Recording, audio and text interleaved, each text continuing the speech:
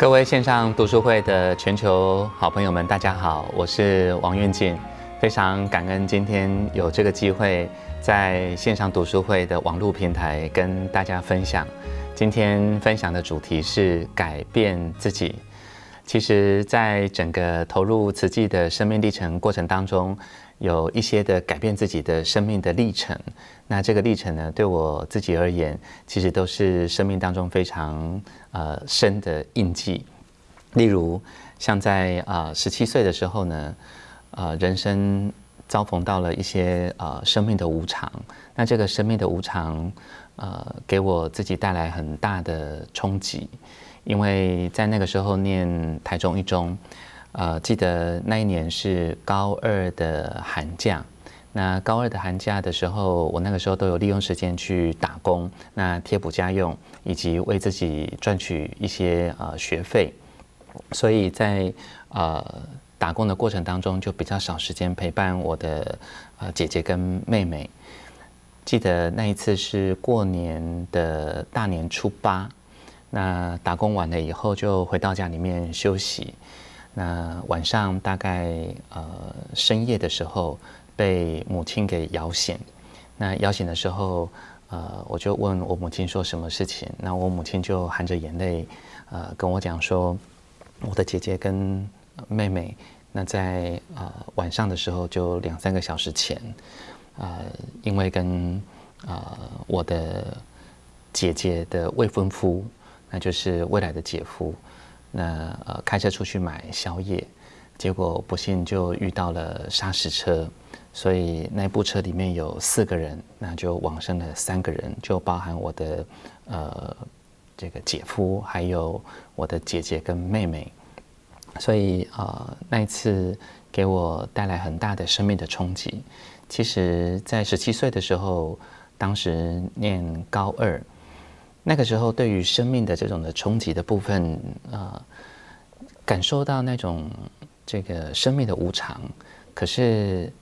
还不是一下子而来的，它的悲伤的部分是潜藏着的。那一直到什么时候才发作呢？是到高3的，也是差不多寒假的时候。那个时候突然觉得整个生命的能量就急速的萎缩，所以那个时候其实要准备大专联考。那个时候的大专联考跟现在有很大的不同，那个时候是一考定终身，所以很多人都在那个时间就是拼最后的冲刺。可是不晓得为什么整个生命的能量非常的低沉，因此也都没有办法上学跟好好的念书。那大概过了将近半年的时间，生命的低沉也还好，那还是顺利考上这个国立的大学。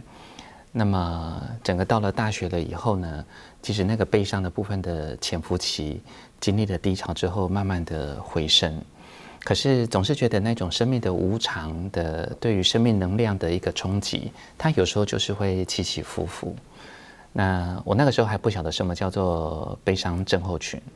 那我后来自己看了相关的书籍，才知道说，原来那个是遭逢了一个人生巨大的生命的冲击的时候，有时候在当下并不自觉，可是他后来的整个生命的成长的过程当中，他的一个悲伤的造成生命的一个影响，都是隐隐约约的出现。那在大学4年的期间呢，也都还算顺利。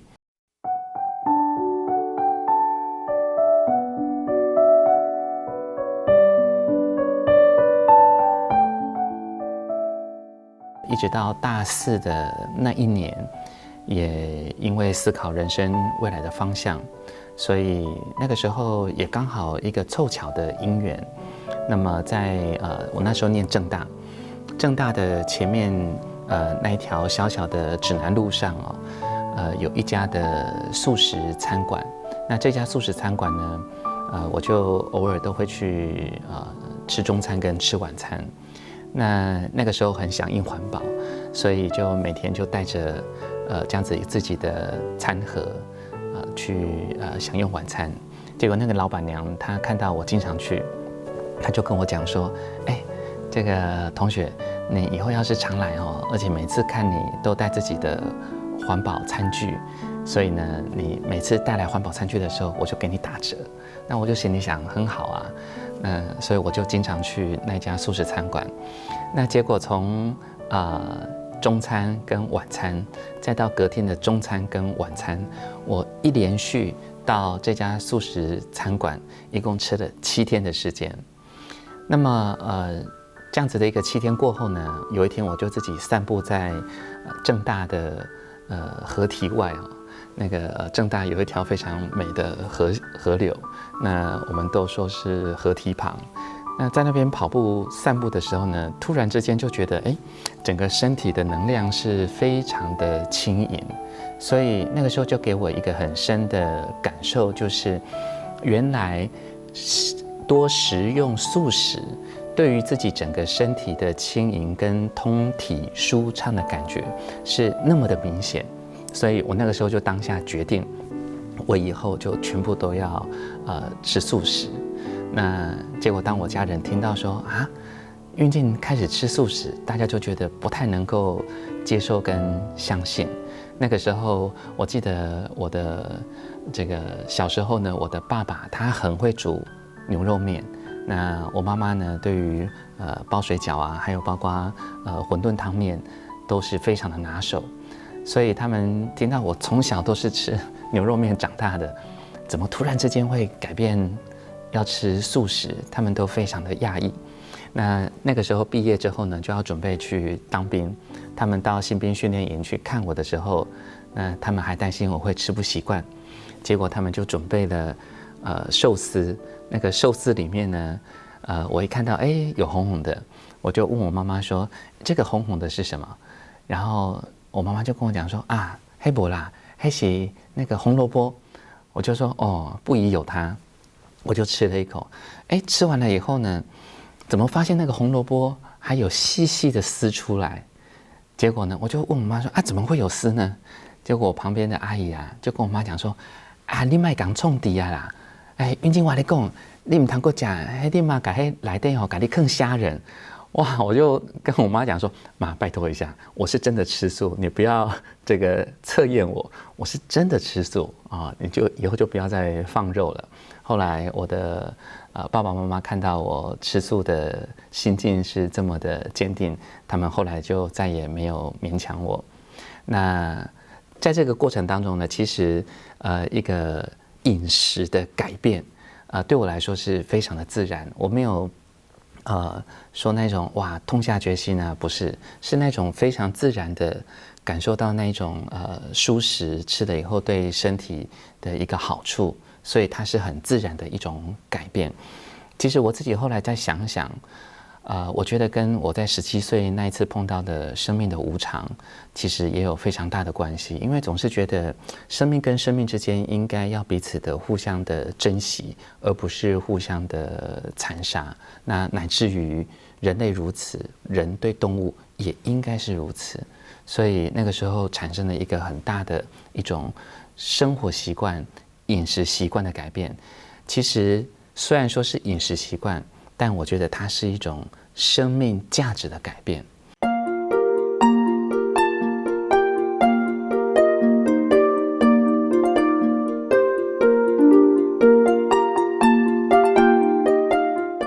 我后来当兵就刚好抽签，就抽到了前往到哪里呢？到金门去。我在金门当兵的时候，那个整个当兵的环境非常困苦。那尤其在金门那个地方，都是这个鱼肉居多，蔬菜水果坦白说比较少。所以去那个地方，很多人也都跟我讲说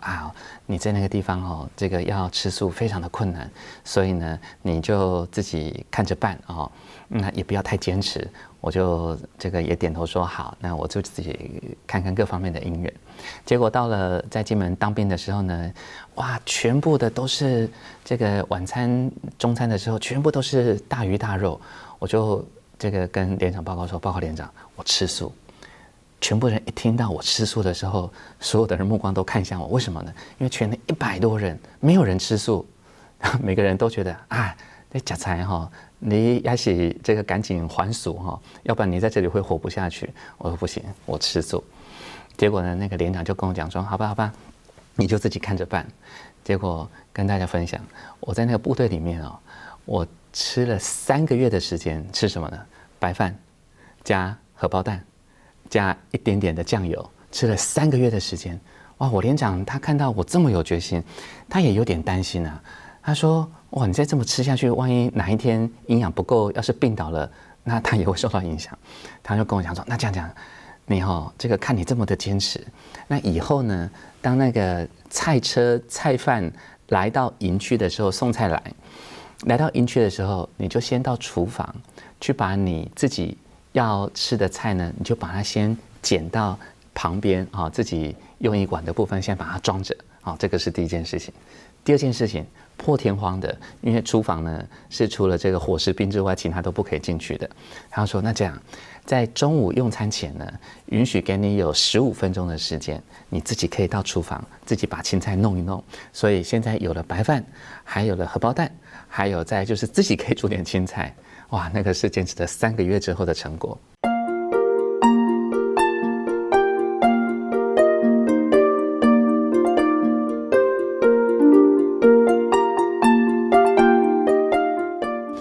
再跟大家分享，当吃完了再过3个月了以后啊，因为我的体能也还算不错，跑步呢，这个在全年里面呢，其实也都不亚于那些吃肉的，那各方面的这个耐力啊等等的，所以一看到这个吃素的体能竟然还不错哦，所以后来就有2、3位的这个我们说弟兄啊，他说加菜，我马咖喱到底来加菜，看体力也较好哦。我说好啊，当然很欢迎了。结果有一天呢，连长就把我叫到连长室，他说：“加菜，他们都叫我加菜哈。然后加菜，这样子，你既然这个看起来这个吃素对于你的体能啊，还有包括整个各方面精神啊，这个都相当不错。这样，你以后呢，这是我连长跟我说的，他说你以后呢，顺便也帮我这个准备一盘。我说啊，连长，你的意思是你也要吃素吗？他说。对啊，我看你吃素吃的身体健健康康，而且体能又不错啊，我来跟你吃看看啊。我说好。结果呢，这个连长呢就开始吃素，才过没半年，又发生什么事呢？这个连长呢就直接把我调到专门开我们全连的那个菜单，所以很多人就很担心啊，会不会本来都是大鱼大肉的，一下子就全部都这个没有肉的，就全部都是素食啊？当然，我就是渐进式的一个调整。所以在那个过程当中，慢慢的他们也都会觉得说，原来饮食的改变对于身体的体能，还有包括健康的情况，其实是这个有相当大的好处。那当然，在前1、2年有一部拍素食的一个纪录片的电影在美国上映的，它也就是拍了有关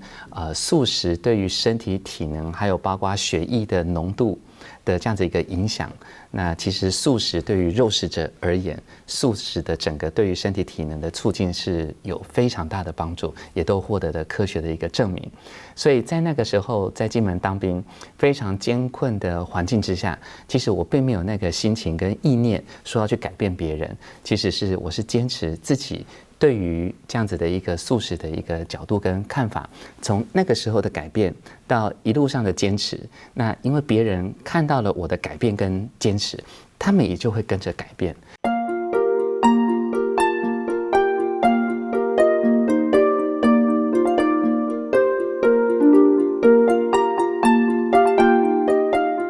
所以我从在当兵的时候茹素的这样子一个过程当中，我体会到一件事情，什么事情？好的事情的坚持，并不是一定就会看到希望，也不是因为看到了希望才要坚持。关键是什么呢？是唯有持续不断的坚持，才能够看到好的事情发生的希望，它才会呈现在眼前。简言之，不是因为看到希望而坚持，而是因为坚持才会看到希望。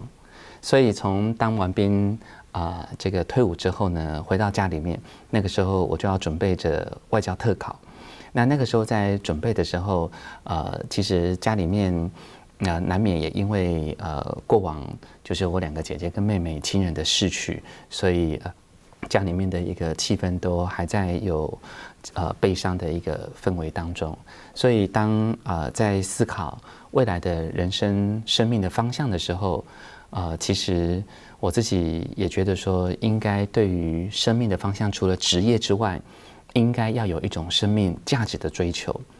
那个时候刚好有一个因缘，那接触到了瓷器，那看到了上人的静思语，那我觉得说，哇，上人对于一个人的生命的改变，对于社会的改变，对于世界的改变是如此的巨大，所以我觉得说，如果有因缘跟机会，能够追随在上人的身边，能够投入在瓷器的事业里面，为社会人群奉献跟付出，我觉得应该是一件非常有价值的事情。那当我这样子一个思考的时候，可是又体会到说，因为毕竟家里面其实也算是一般的家庭，那个时候其实家里面还有负担贷款，所以也考量到父母亲从小到大对我的期待，还有包括家庭的经济等各方面，坦白说心情还蛮挣扎的。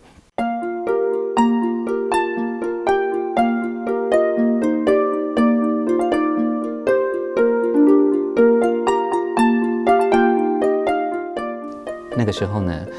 正在要准备考试跟这个挣扎着是否要到慈济来的时候，那个时候就在家里面就帮爸爸妈妈一点小忙，就因为刚刚有提到，这个父母亲是有在卖牛肉面，所以那个时候我父亲说请我帮他切牛肉。那我在家里面的厨房呢，就在那个菜单上面呢放着牛肉要准备要切的时候，就在要准备切牛肉的那一刹那，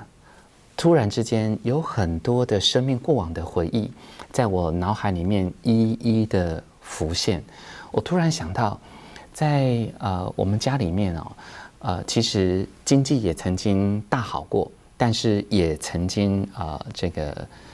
样子一个贷款，那非常的沉重，负担非常的沉重。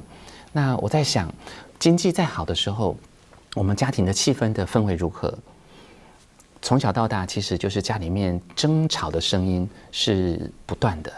那经济好的时候，同样的争吵；经济不好的时候，也同样的争吵，并没有因为有钱了而家庭变得更幸福，也并没有因为家里面陷入的困境了以后，大家的凝聚力更加的增强，还是一样吵吵闹闹。所以让我感受到说，到底要迈向幸福的人生的关键的钥匙是什么？我得到一个结论，那个答案绝对不会是金钱，那个答案绝对不会是经济。从我个人的实证的角度来说的话，还有包括我的周遭的亲戚朋友，没有因为家庭有钱就这个非常幸福，也没有因为家庭贫穷就这个家庭关系变得非常的恶劣，绝对不是画上等号。那既然不是画上等号，刚刚提到的那一把让家庭幸福的钥匙又是什么？后来就在切牛肉那一瞬间，我突然感受到说，在我们家庭里面好像有隐隐约约一股看不见摸不着的，在佛法来说称之为业力，就是每个人的思绪，包括人跟人之间的对待，这个父亲跟母亲之间，母亲跟孩子之间，孩子跟孩子之间，总是有说不断理还乱的这样子的一个情绪蕴藏在其中。那个东西看不见摸不着，可是它具体的让整个家庭的气氛的氛围是变得我们现在看到的一个环境。所以我觉得说，如果要能够让父母亲，要能够让这个家庭幸福，恐怕必须是要探寻另外一条道路。那一条道路，虽然我在那个当下还无法明状，就是还没有办法很准确的说出来，但我觉得肯定不是追求金钱的这条道路，另外一条道路应该是追求生命亲民的价值的这条道路。所以我觉得应该是要往慈济的这条方向来走。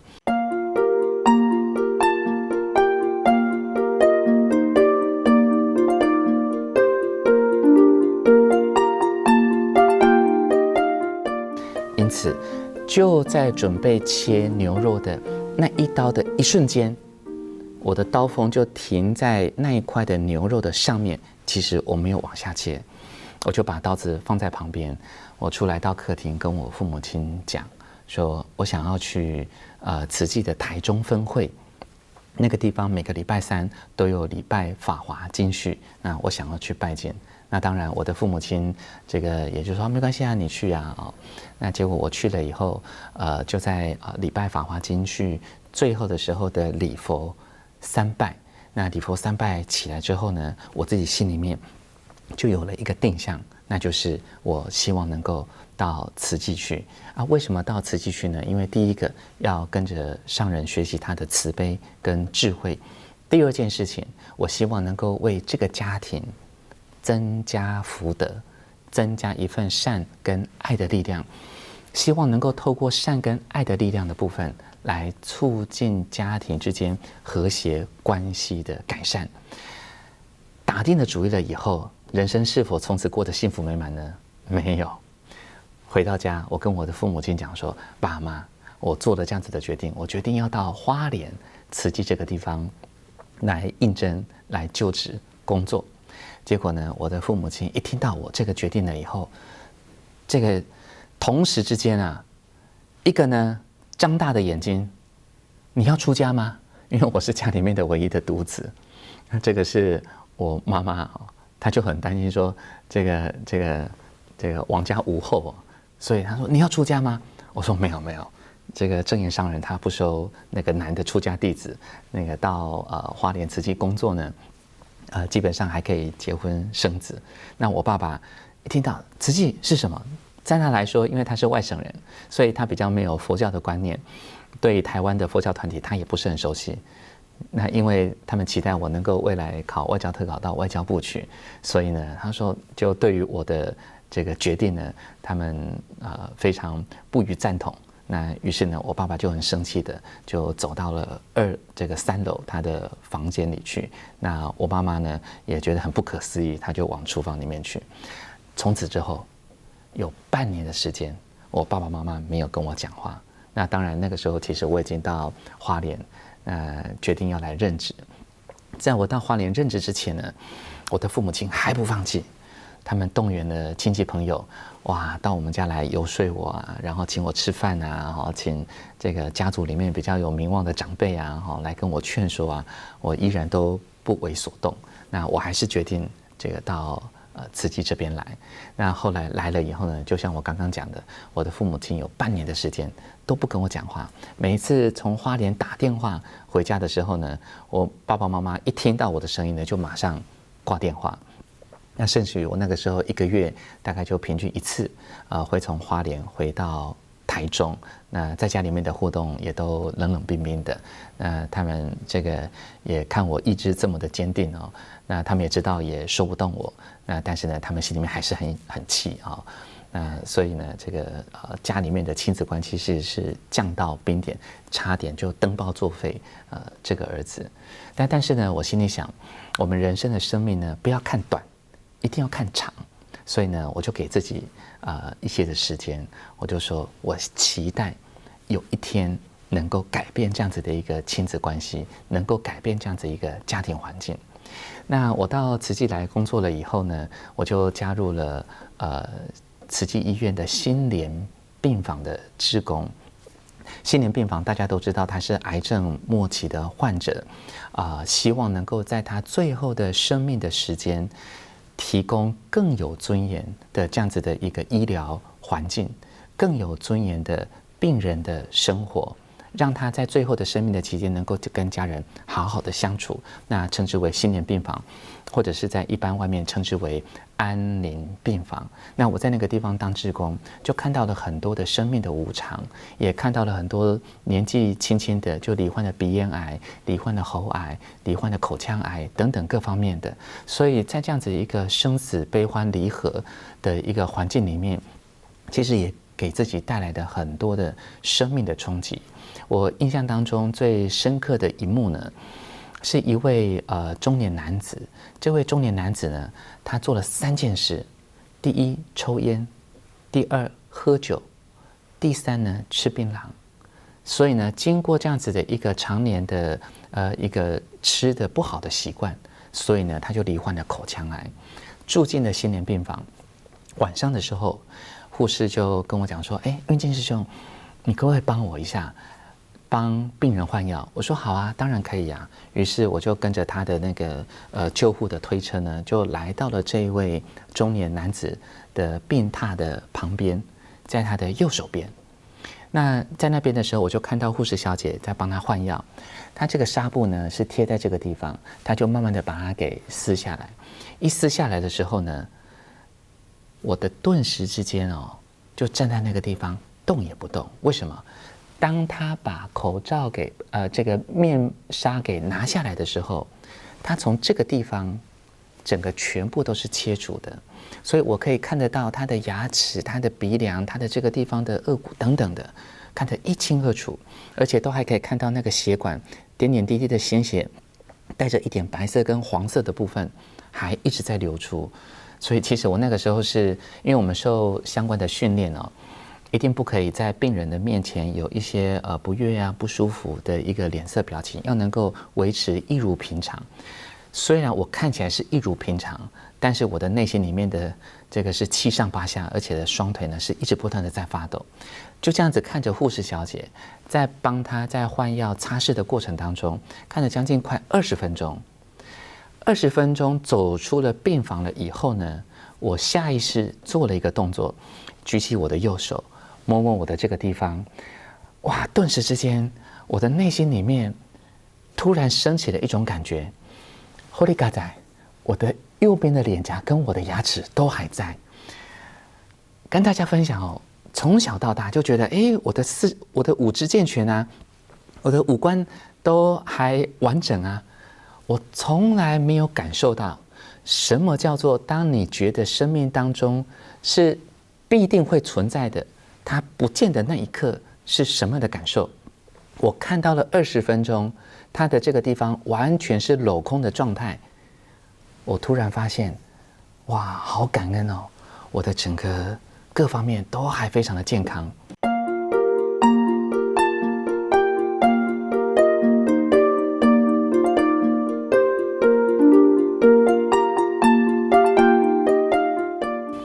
有了第一个念头之后，我的第二个念头是什么？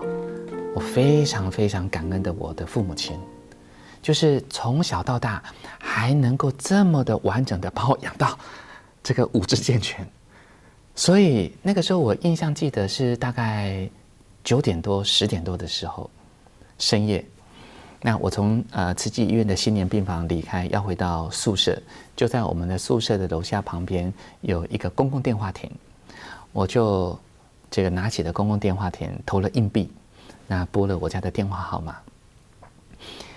电话的那一头呢，这个接起来，我听声音知道是我妈妈。我第一句话就跟我妈讲说：“妈，你先别挂电话，我有重要的事情要跟你讲。”因为过去半年的时间，我妈都是跟我挂电话，所以我先跟我妈讲说：“妈，你不要挂我电话。”果然，我妈电话的那一头还没有挂。我就跟我妈讲说：“妈，这个我今天在医院里面看到这样子一个病患，然后这个整个右半边都没了口腔癌。那这个我自己感受到说，五肢都还非常的健全啊。我想今天发自内心的要跟您说一声感恩你从小到大这么含辛茹苦的把我养得这么的健康，我要很感恩你。”我跟大家分享，这是我从小到大有印象以来跟妈妈讲的最温柔的一句话，就是那一刻。您想一个男生已经都这个当完兵的，都已经是成人了，还这么温柔的跟在深夜的时候，透过在花莲的公共电话亭打电话翻过了中央山脉到了台中，跟妈妈说了这么一句温柔的话。我的内心期待是什么？期待是电话的那一头，我妈妈说：“哎呀，就好像电视剧里面演的啊，儿啊，这个你也是妈妈的心头的一块肉啊，这种诸如此类的亲子之间的这个非常温馨的一个对话的场面，在我心里面就幻想着。当我讲完了以后，那种内心的柔软，电话那一头传来了一个声音，什么声音呢？咔嚓，电话又断了。哇，顿时之间哦，就好像那种柔软的一个心情哦，突然之间碰到了铁板，而且还是冰冷的铁板。哇，不得已就只好把电话也给挂上了。后来想着，哎，不过不管如何，还是很如实的表达出了自己对于妈妈还有父亲的这样子一份的感恩之意哈。那至少无愧于心嘛。那的爸爸妈妈能不能够接受，那就再看看时间各方面的因缘。隔天早上，我到了办公室，接到了我姐姐打电话给我，我姐姐就有点责备的问我说：“哎，王云锦，你昨天晚上是不是打电话给妈？”我说：“有啊，啊怎么样？”她说：“老妈昨天哭了一整个晚上。”我说：“哦，那还好吗？”啊，我姐姐说：“还好啦，她就昨天晚上就哭了一整个晚上。”我心里想，是不是你又说了什么让这个妈妈很生气的话？我说没有，我又把昨天的那段话跟我姐姐说了一次。那我姐姐听到了，就说：“哦，那还好哈，应该是过一阵子，应该心情就比较平静了。”我跟大家分享，从那一次的电话过后，我接下来大概3天2头就会打电话回家，哎，我妈妈就不再挂我电话了。那我这个从花莲回到台中呢，那跟父母亲之间的一个互动也都越来越好，一直到有一天，我记得那一次是2001年，是哥伦比亚中美洲那一次米奇飓风啊，好几个地方的国家都受到非常严重的灾情。那个时候我爸爸就问我说：“哎，那个国际上发生那么严重的灾情，你们慈济有没有去帮忙啊？”哎，跟大家报告分享哦，那个是我爸爸从我来到慈济几年之后第一个问我有关慈济方面的事情，所以我知道我的父亲在他心里面也默默的在改变。所以从我在这个17岁那一年遇到了生命的无常，到自己改变吃素，到决定慈济来，那乃至于透过自己对于父母亲的一个内心真诚的一个感恩的一个自我的改变，我发现父母亲他们也在改变。不仅如此，在整个互动的一个过程当中，我的父母亲呢也因为身体病痛的因素，所以呢他们后来也决定就举家搬到花莲来。那我的父亲呢，也在这个几年前，那安详的在花莲慈济医院往生，他也成为了大体老师。所以这个都是一连串的生命的改变。那我觉得这个是对我自己而言一个很重要的生命的历程。当然，这个是在我的家人发生的很真实的彼此互动的过程。那当然中间还有一些的因缘出现。那这样子的因缘的出现呢，也跟投入慈济有非常重要的联动关系。这样子一个联动关系呢，是我曾经在1999年的时候有去过北朝鲜。那在北朝鲜是一个非常封闭的国家，在那个地方呢，所有的入关到北朝鲜，你的行李箱全部都要打开，而且呢，进到北朝鲜的这个境内呢，几乎都有很多的安全人员，可以说是24小时都在旁边保护着你啊。那为什么呢？因为在那个环境里面，尤其我们去的时候呢是冬天，那个时候他们整个农田欠收，而且呢，在北朝鲜的境内有发生了非常严重的饥荒的情况。像大家在画面上看到的，孩子他在吊着点滴，上面的点滴瓶，如果再仔细看的话，会发现它不是像我们在台湾看到的点滴袋，它其实是一罐玻璃瓶。那个玻璃瓶呢，可能是用汽水啊，或者是这个酒瓶之类的，来装着这样子一个食盐水，来加以稀释之后，作为这样子的一个这个相关的医疗方面的使用。所以当看到这样子一个环境跟情景的时候，其实是令人感触非常非常的深刻。所以当我在富裕的台湾在这样子一个60年代成长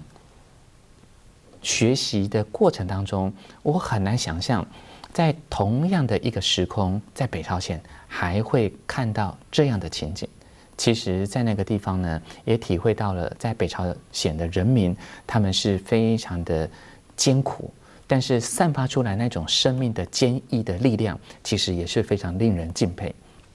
另外一个国家呢，是我自己也曾经去过的，那就是印度古查拉蒂省。那个时候在2001年，我记得是1月26号发生了印度的大地震。那次的大地震呢，我们也透过各方面的一个因缘，跟法国关怀基金会合作，我们前往当地的地震的灾区进行勘灾的行动。我在那个时候呢，当我们抵达了孟买，下了飞机场，到了我们要住宿的饭店，都已经是晚上10点多、11点。当我下了车了以后，有一个小男孩，他就跑到我的前面来，突然之间他就跟我双手合十，他就跟我比了1的动作。这个比的一个动作呢，我问了旁边的一个翻译者，他是要跟我做什么？那个翻译者跟我说，他只要1块钱。我就准备要伸手到口袋里面拿那1块钱的时候，旁边那个翻译者，法国的当地的代表人员，马上抓着我的手，他说 Joe No dangerous， 意思是我的英文名字是 Joe 啊，说非常的危险，不可以给他。结果他抓着我的手，就赶紧的跑到了饭店里面去。当我跑到饭店里面去了以后，我就问他说，为什么不能给啊？看他是这个穿的衣服非常的破旧啊，而且是非常困苦的家庭的孩子啊，那为什么不给呢？非常危险。他说，你现在眼前看到的是一个，在这一个的背后的树下跟街角旁边，潜藏了数十个在那个地方等你。一旦你给了他，今天我就很难从那个车子里面脱身而出。为什么？因为他们对于外国旅客啊，他们觉得都是非常的善良，所以一旦有一个给了钱了以后，他们全部会蜂拥而至。所以在印度的街头邮筒，他们是被很多的不法的集团在背后的操控。他跟我说非常的危险。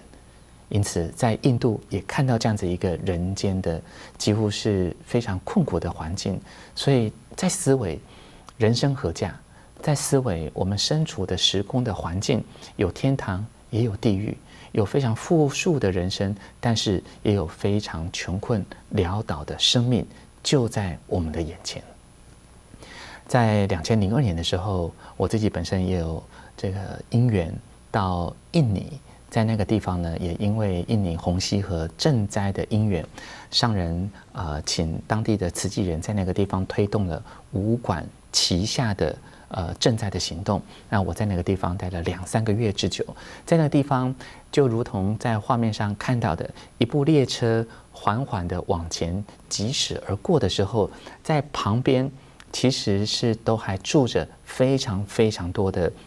违章建筑的居民们。其实大家看到，在火车的旁边跟住户之间相隔不超过半公尺。在这样子一个危险的情况之下，我们当然在那个地方进行挨家挨户的关怀，有时候都还要注意火车会不会从我们后面疾驶而过。所以当看到这样子一个环境的时候，我们可以感受到当地的慈济人是非常用心用爱的想方设法，希望能够翻转那个地方贫困受灾的一个环境。所以在那个地方有2-3个月的时间呢，几乎每一天都跟着当地的志工穿梭在这样子的一个黑暗的巷道里面，穿梭在违章建筑，穿梭在红溪河畔的旁边，为的就是希望能够提供给这些贫困的灾民，他们能够有一天离苦得乐。当然后续有很多的赈灾的因缘，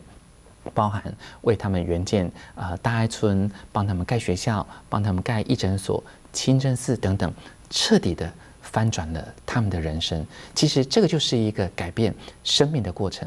但是要改变别人生命之前，大家在画面上看到的这些蓝天白云的师兄师姐们，其实他们在当地也都各自有自己不一样的人生，有的是富古一方，有的是能够手握着这个成千上万的员工的家庭的这个经济的一个支柱，在那个地方是非常杰出的企业家，有的只是一般的这个华人，在那个地方很辛勤的工作，很辛勤的为家庭而付出的都有。但是他们觉得，除了为自己的生命来做打拼之外，应该要能够为当地的贫苦的民众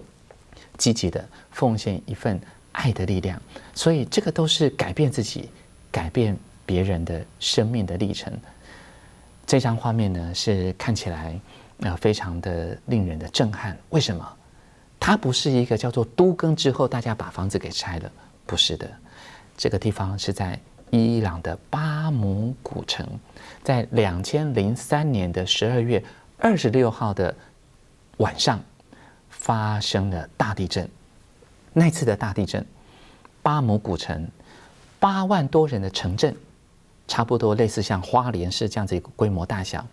瞬时之间一个晚上的天摇地动，许多房子纷纷倒塌，往生了4万多人。换句话说，在那一天晚上，一个城镇1/2的人口就此消失不见。那一天地震发生过后呢，我们在花莲收到了这样子一个地震的灾前讯息，所以商人就期待能够尽速的组一个勘灾的团队，前往巴姆那个地方来进行勘灾跟赈灾的行动。我们在3天过后抵达了巴姆古城，在那个地方，许多的政府相关单位因为往生了4万多人，大家想想，这4万多人的尸体该怎么处理？在那个地方，我们抵达的时候，许多的相关单位他们还在处理遗体。处理遗体的方式是什么？用白色的塑胶布把它裹在一起。坦白说，也认不清谁是谁了。到底谁跟谁是亲戚，谁是谁的家人？在这样子的一个时空环境底下，在这样子一个地震大灾难面前，似乎一切都已经变得不再那么的重要了。墓碑在哪里？跟大家报告，没有墓碑。塑胶袋包起来了以后，就是用推土机的方式，把整个尸体整排的把它放在一起，再用黄土把它给覆盖过一层。结束了吗？没有。覆盖了第1层，再放第2层的尸体，再覆盖第2层的黄土，再放第3层的尸体。所以不断的叠加，不断的重复的这个动作，4万多人的尸体火化来不及，最快的方式土埋。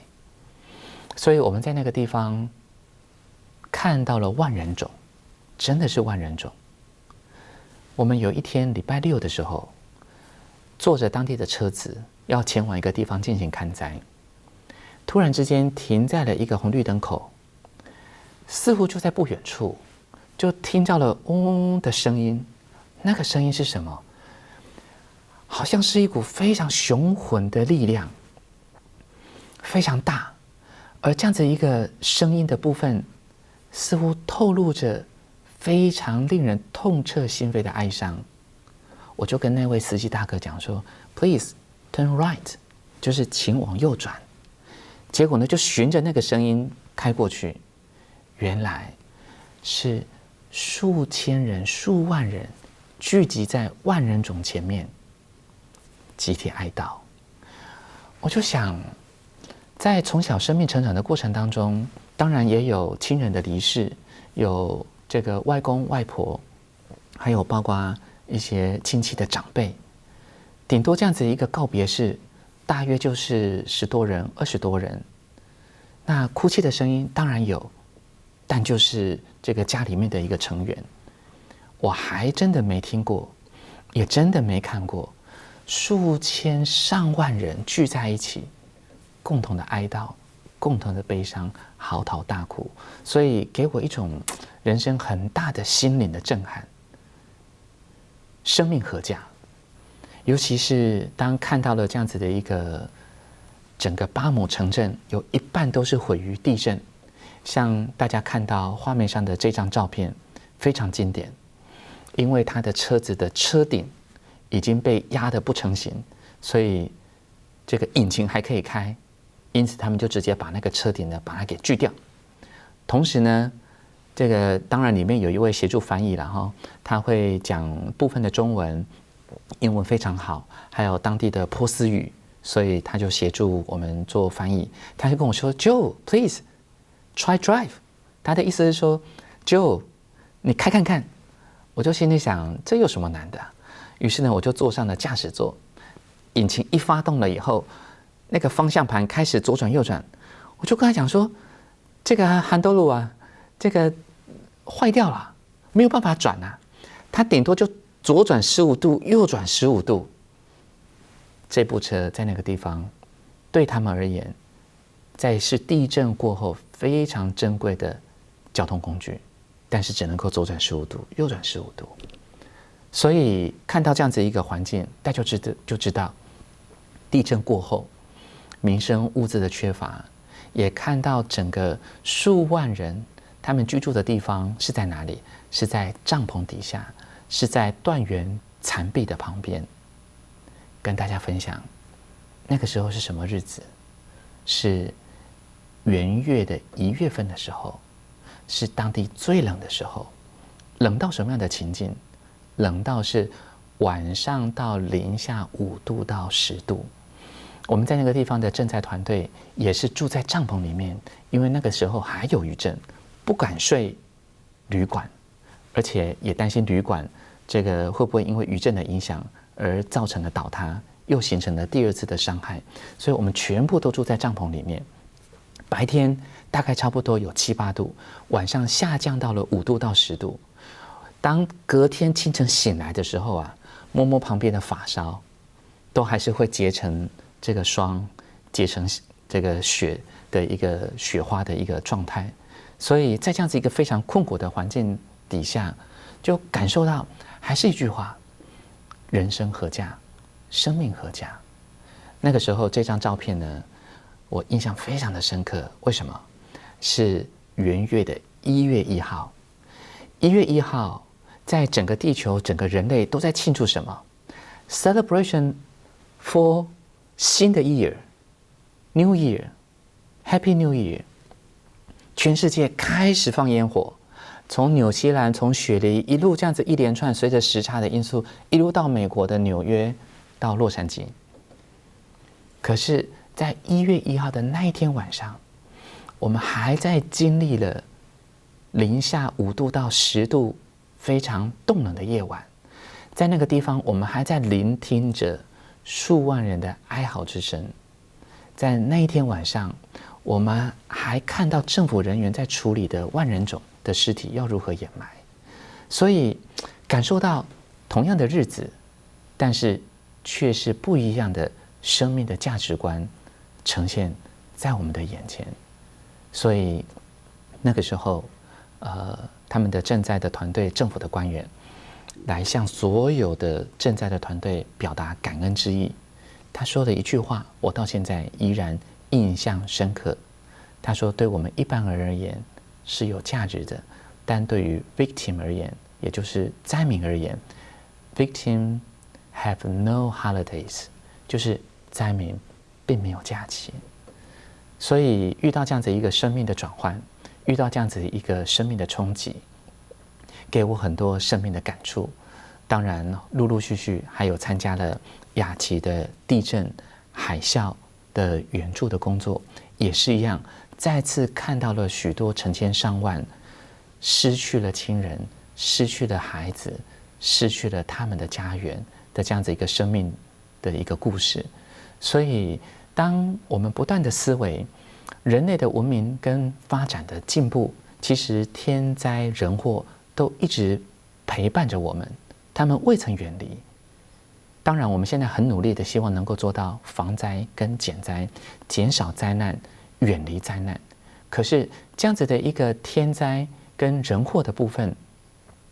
是否真的就此消失、就此减少呢？非常非常困难。因此，上人告诉我们，尤其是在《法华经》也特别提到了8个字，我自己印象是非常的深刻。这8个字是哪8个字呢？就是以慈修身，善入佛慧。也就是说，希望能够透过这份的慈悲的心念，来让自己的一个生命的历程能够有所的增长。所以当投入到慈济世界里面，也因为参与了许多的大型的赈灾的工作，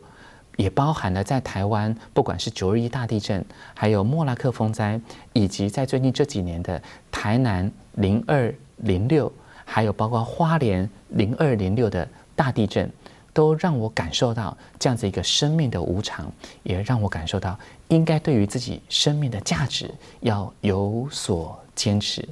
我相信唯有改变自己，才有可能改变别人，也唯有改变自己、改变别人，才有可能改变这个社会、这个世界，也才能够对于人类的未来，对于家庭幸福的未来，能够往前更迈向一步。所以今天透过这样子的简短的分享，跟大家也很坦诚的剖析了自己的生命的一个历程，无非也就是期待能够让自己在生命的整个成长的道路上，能够不断的去改变自己，让自己成为一个更好的人，也期待家庭能够幸福圆满，也祝福全球的观众朋友，还有线上读书会的好朋友们，大家呢也都共同来投入在慈善慈济的道路上，能够成为别人生命当中的贵人。再次的感恩大家，我们下一次再见。那是生生世世